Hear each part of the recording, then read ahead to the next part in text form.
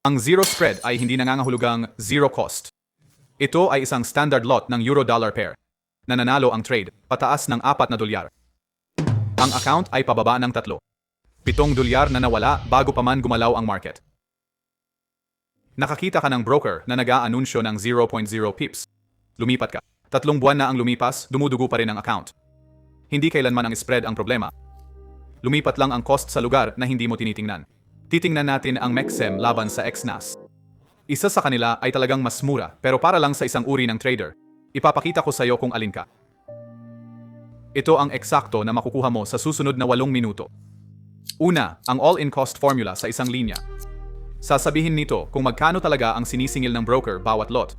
Gumagana ito sa anumang broker, hindi lang sa dalawang ito. Dalawa, ang pricing pages ng parehong broker, kasama kung alin sa kanilang mga numero ang talagang pangako sa iyo. 3, isang tanong. Sagutin ito at malalaman mo kung aling account ang dapat buksan. Hindi isang top 10 na listahan.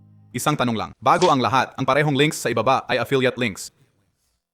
Mag-sign up sa kanila at babayaran ako ng broker ng komisyon. Pareho sa kanila.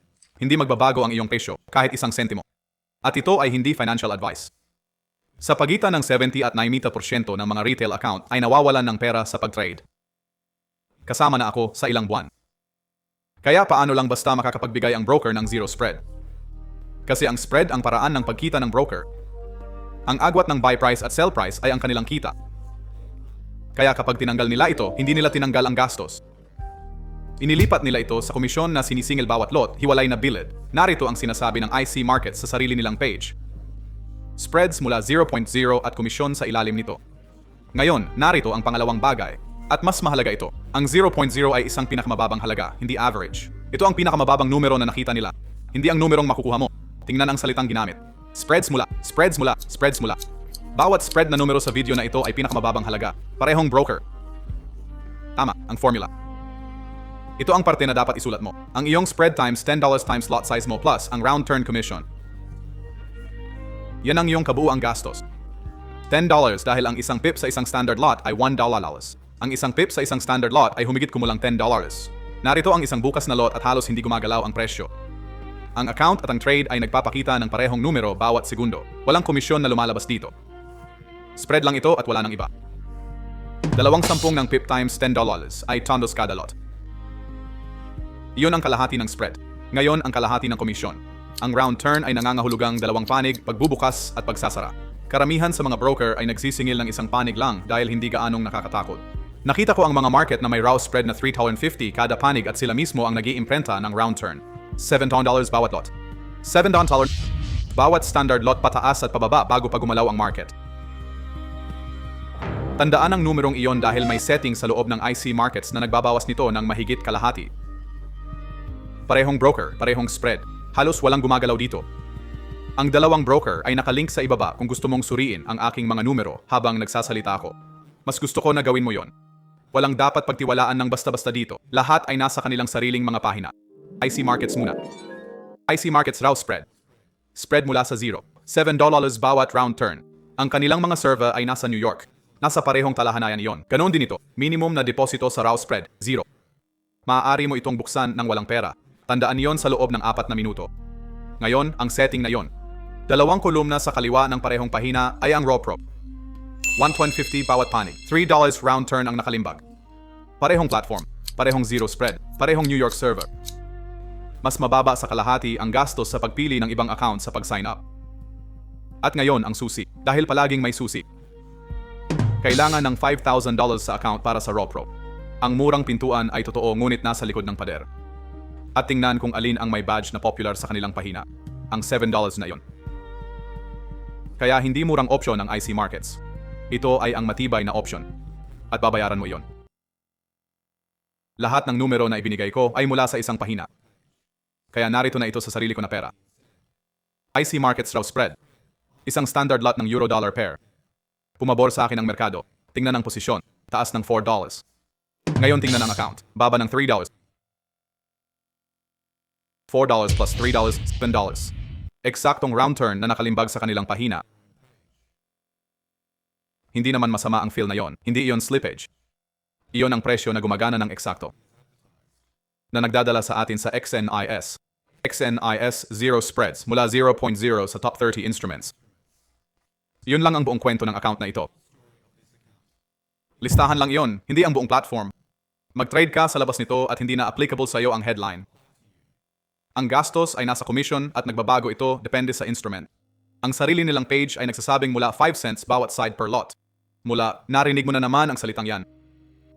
Ngayon, kung saan talaga mahusay ang XNIS. Makakapagsimula ka ng maliit.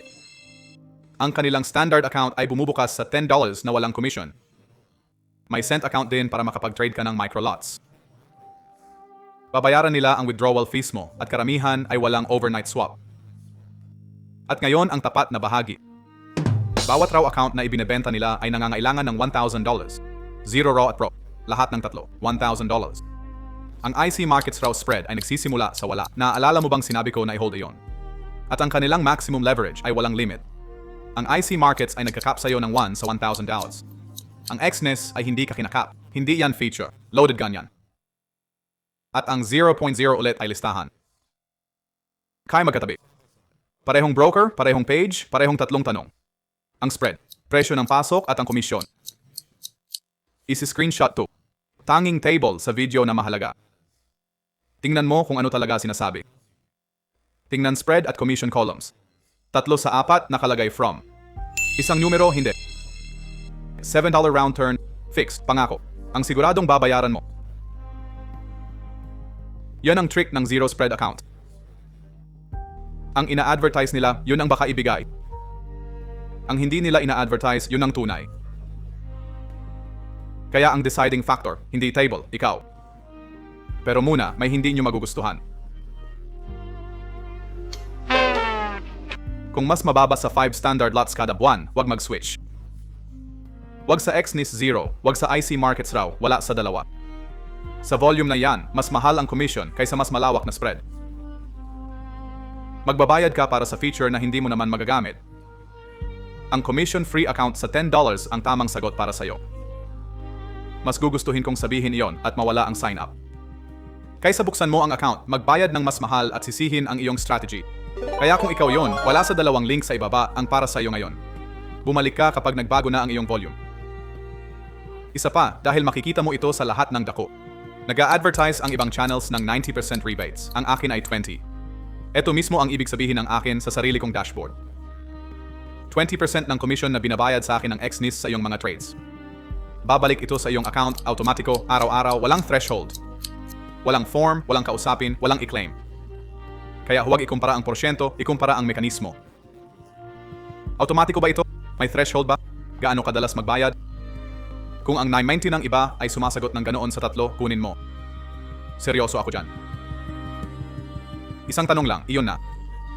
Magkano ang ini-trade mo at magkano ang ilalagay mo? Dalawang pintuan at hindi pareho ang sagot para sa inyong dalawa. Nagta-trade ng tunay na volume na may 5,000 ready, IC Markets raw pro.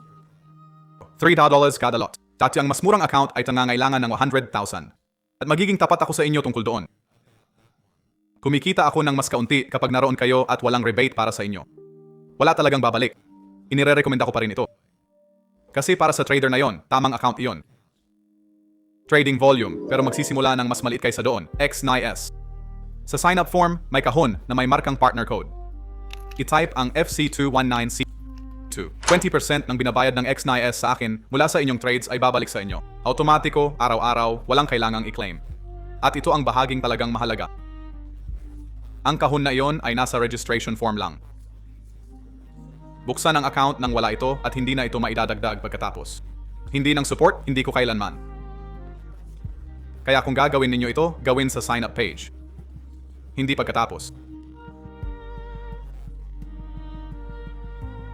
Spread times 10, kasama ang round turn commission. Gamitin iyan sa bawat broker na titingnan ninyo. Tapos itanong kung alin sa kanilang mga numero ang may salitang from sa harap. Iyon ay pag-asa, ang isa ay presyo. Hindi kailanman ang spread ang tunay na gastos. Yun lang ang bahaging pinakita nila sa inyo.